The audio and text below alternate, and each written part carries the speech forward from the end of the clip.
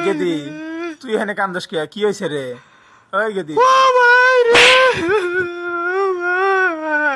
কি হয়েছে তোর প্রতিদিনই ধরে ধরে মারবেন বয়স কি আবারও তক মারছে খারা আমি দেখতেছি কি বিষয় হয়েছে ওট ওট দেখি ওট ওট তুই ওট ওট বসিস না ওট ও এখন কি হারে রে ও ঘরে বসে থেকে ভাত খাইতেছে কি কস ও তক বসে মাইরে হেরে ভাত খাইতেছে খারা